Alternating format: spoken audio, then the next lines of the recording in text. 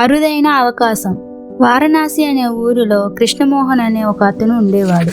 అతనికి ఒకరోజు పురాతన కాలం లాంటి పుస్తకం ఒకటి దొరికింది. అతడు ఆ పుస్తకాన్ని అటు ఇటు తిరగేసి ఒక పేజీ దగ్గర ఆగి చదివాడు. గంగానది ఒడ్డున ఓ ప్రాంతంలో మహిమలున్న రాళ్ళు ఉంటాయని, స్పర్శకు వెచ్చగా ఉంటే ఆ రాళ్లతో ఏ వస్తువుని తాకినా అది బంగారంగా మారుతుందని అక్కడ రాసుంది. వెంటనే పుస్తకంలో రాసున్న ప్రదేశానికి వెళ్ళి రాళ్ల కోసం వెతకడం ప్రారంభించాడు కృష్ణమోహన్. ఒక రాయి దొరికినా తన జీవితం మారిపోతుందనే ఆశ తనకు పుట్టింది. నది ఒడ్డున వారం రోజులు వెతికినా విలువైన రాయిని గుర్తించలేకపోయాడు కృష్ణమోహన్.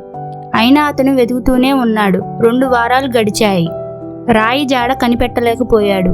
తన బతుకును మార్చేస్తుందనుకున్న రాయి దొరక్కపోవడంతో కృష్ణమోహన్ ఎంతో నిరాశ చెందాడు.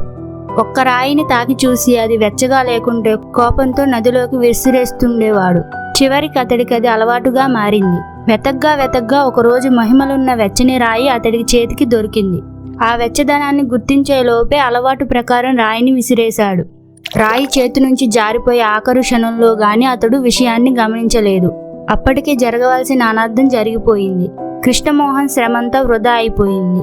ఈ కథలో నీతి ఏంటంటే, అవకాశాలు అరుదుగా వస్తుంటాయి. వాటిని ఎంతో జాగ్రత్తగా గుర్తించి సద్వినియోగం చేసుకోవాలే తప్ప ఏమాత్రం ఆలస్యంగా వ్యవహరించినా చేజారిపోతాయి. ఇలాంటి మోరల్ స్టోరీస్ మీకు ఇంకా కావాలంటే ఇప్పుడే ఈ వీడియోని లైక్ చేసి ఎన్ స్టోరీస్ తెలుగు ఛానల్ని సబ్స్క్రైబ్ చేసుకొని బెల్ ఐకాన్ని ఆల్లో పెట్టుకోండి.